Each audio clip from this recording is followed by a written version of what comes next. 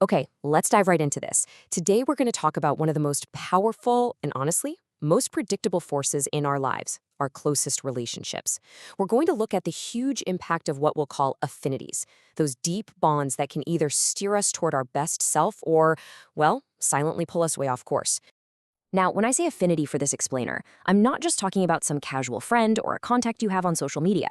Think much, much bigger. We're talking about a bond that's so close it literally acts like a compass for your character, your choices, and yeah, even your destiny. And this idea is captured perfectly in this quote, which is really the core of our whole discussion today. The company we keep is the compass of our soul. To see just how true this is, we're going to look at the stories of two ancient kings whose lives, well, they illustrate this principle with some pretty startling clarity. So here's how we're going to break it all down. We'll start with the initial danger of just being too close to the wrong influences. Then we're going to trace this really dramatic four-step downward spiral, from a corrupted character to clouded counsel to life-threatening consequences, and finally to a completely contaminated spirit. Let's get into it. This whole thing really boils down to one central question. Can we actually influence our surroundings without being influenced ourselves? It's a common idea, right? That we're strong enough to resist the pull of our environment. But as we're about to see, proximity is an incredibly powerful force. So the first and probably most subtle consequence of a bad connection is how it quietly, slowly starts to mess with our internal moral compass. This doesn't happen overnight. It's more like a slow, quiet erosion of character that begins deep inside. And our first case study here is King Solomon. This is so crucial because if even the wisest person who ever lived wasn't immune to the influence of his affinities, well, what does that say about the rest of us? It all started right here. Now, on the surface, this just looks like a smart political move, right? An alliance to make his kingdom more secure. But this decision was in direct violation of a very clear command he had been given, and it turned out to be the first step toward his own personal decay. So here's the bottom line. That one single affinity started this massive domino effect. What started as a political alliance slowly twisted into personal apostasy. It just proves that all the wisdom in your head is no match for a compromised heart. He chose to ignore a clear directive. And honestly, when you start walking with people who don't share your core values, it's really only a matter of time before you start speaking their language. Okay, so let's see how this thing builds. Once your internal character is compromised, the very next thing to go is your external decision-making. Bad affinities, they just lead to clouded counsel. And for this, we're going to turn to our second case study, King Jehoshaphat. Now, this is where the story gets really fascinating, because the contrast between these two guys is it's stark. On one hand, you have Jehoshaphat. He was a good king, successful, respected. On the other hand, you have Ahab, who was notoriously wicked. And yet, Jehoshaphat, the good king, chose this wicked man as his closest ally and counsel. And the very moment he joined affinity with Ahab, his judgment was immediately clouded.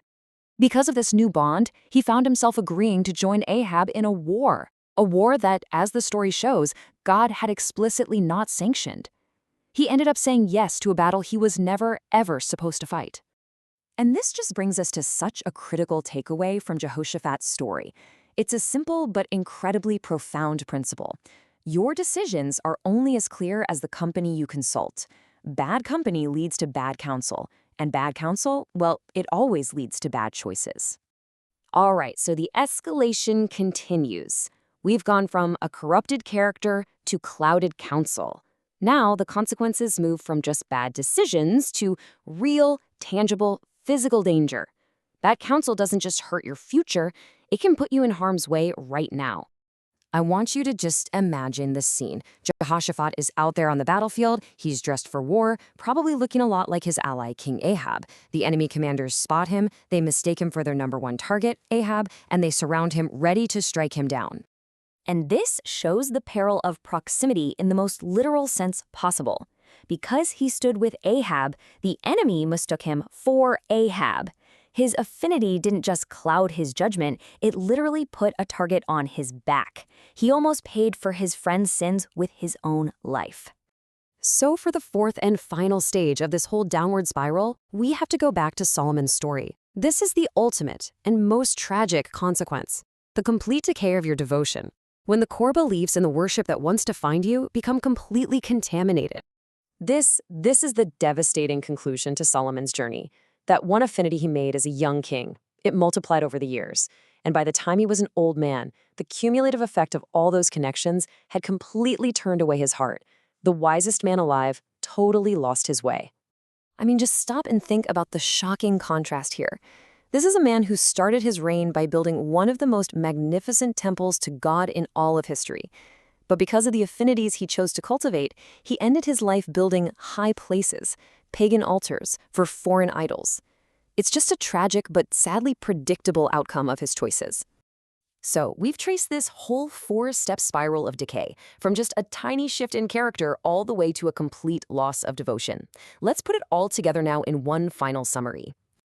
And here's how neatly it all fits together. This is what summarizes the entire downward spiral. It all starts with character. Your morality gets eroded, just like with Solomon's first marriage. That leads directly to distorted counsel, which we saw when Jehoshaphat allied with Ahab. That, in turn, results in dangerous consequences, like almost getting killed